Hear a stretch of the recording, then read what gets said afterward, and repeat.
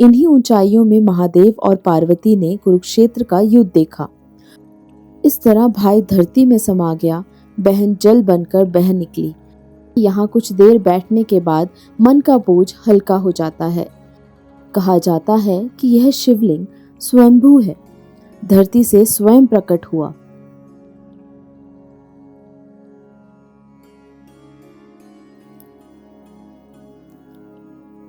कुछ शिखर सिर्फ ऊंचाई नहीं होते, वे साक्षी होते हैं। सिरमौर जिले के पछात क्षेत्र में क्वागधार की पहाड़ियों पर बसा एक प्राचीन देवस्थल भुरेश्वर महादेव, जिसे भुरी सिंह महादेव भी कहा जाता है। यहाँ सिर्फ पूजा नहीं होती, यहाँ कथा, करुणा और काल तीनों एक साथ उपस्थित हैं। एक और महादेव की दृष्टि जो कुरुक्षेत्र के महायुद्ध तक जाती है, और दूसरी ओर एक भाई बहन की लोक कथा जो इस पहाड़ को भावनाओं का तीर्थ बना देती है।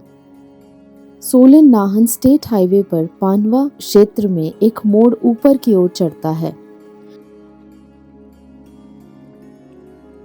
कुछ ही देर में सड़क जंगलों के बीच पतली हो जाती है और देवदार, काफल, बुरांश और चीड़ के पेड़ आपके ऊपर एक प्राकृतिक छत बना देते हैं।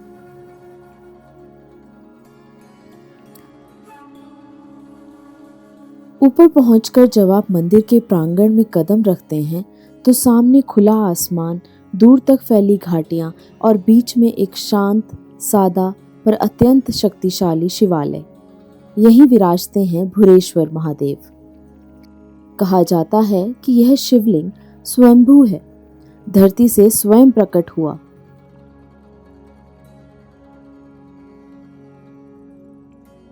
स्थानीय मान्यता के अनुसार जब महाभारत का कुरुक्षेत्र युद्ध चल रहा था तो भगवान शिव और माता पार्वती इन्हीं पहाड़ियों पर स्थित इस शिखर से उस महायुद्ध को देख रहे थे।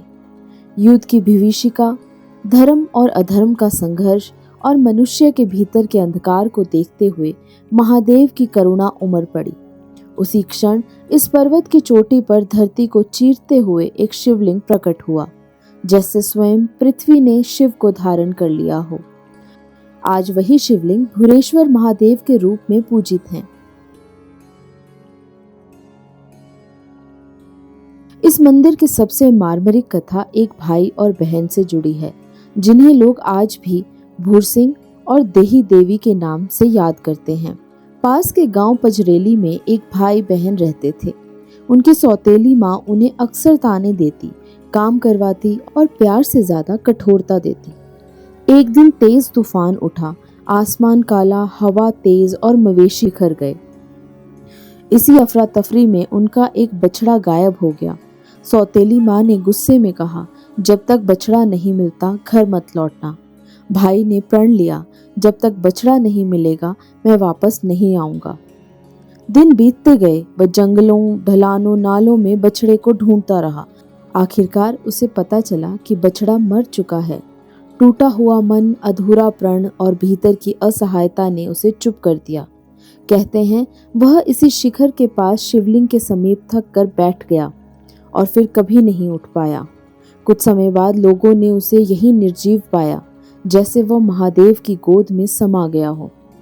सालों बाद जब उनकी बहन की शादी हुई तो उसकी बारात इसी मार्ग से गुजरी। जैसे ही डोली इस स्थान के पास पहुंची, बहन का दिल भर आया। उसने डोली रुकवाई, नीचे उतरी और रोते हुए कहा, मैं अपने भाई को यहीं छोड़ आई थी, मैं उसे देखे बिना आगे नहीं जाऊंगी। कहते हैं वह वहीं विलीन हो गई और कुछ समय बाद यहीं से एक छोटी धारा फूट निकली। आज लोग उसे देही नदी या देही धार के नाम से जानते हैं, जो आसपास के गांवों को पानी देती है।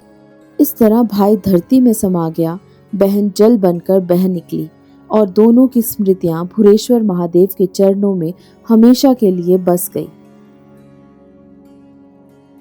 स्थानीय मान्यता यह भी कहती है कि इन्हीं ऊंचाइयों में महादेव और पार्वती ने कुरुक्षेत्र का युद्ध देखा। सोचिए, एक ओर मैदानों में धर्म और अधर्म का भीषण संघर्ष और दूसरी ओर पहाड़ों पर शांत, स्थिर, साक्षी भाव में बैठे महादेव।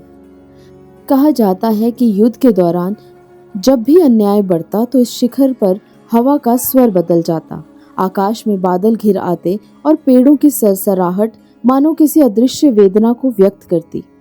यही कारण है कि भूरेश्वर महादेव को साक्षी शिव भी माना जाता है, जो न केवल इस क्षेत्र के लिए बल्कि इतिहास के भी साक्षी हैं। हर वर्ष दिवाली के बाद यहाँ एक विशेष देव उत्सव मनाया जाता है। दूसरे कई देवस्थानों की तरह यहाँ देवता को पालकी में नहीं लाया जाता, बल्कि मान्यता है कि भूरसिंह महादेव की शक्ति स्वयं पुजारी के शरीर में प्रवेश करती है। पुजारी पारंपरिक वेशभूषा में सिर पर देव छत्र धारण कर नीचे से पैदल चढ़ाई करता है। रास्ते में 7 पवित्र पत्थर आते हैं। हर पत्थर पर कच्चा दूध अर्पित किया जाता है, जैसे महादेव के लिए दूध की धारा बह रही हो। 8वें स्थान पर पहुंचकर वह मंदिर की देहरी पर रुकता है और फिर गर्भगृह में प्रवेश करता है।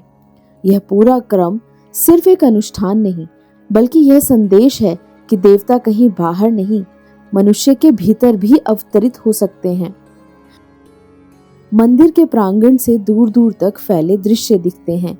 कभी साफ मौसम में चंडीगढ़, सोलन, शिमला, यहाँ तक कि चूड़धार की चोटियां भी। जो चीज सबसे ज्यादा महसूस होती है वह है ऊर्जा। यहाँ का मौन साधारण चुप्पी नहीं, बल्कि एक ऐसा मौन है जो भीतर की आवाज को और साफ कर देता है। कई लोग बताते हैं कि यहाँ कुछ देर बैठने के बाद मन का बोझ हल्का हो जाता है, जैसे किसी ने अदृश्य रूप से आपके कंधों से भार उतार दिया हो।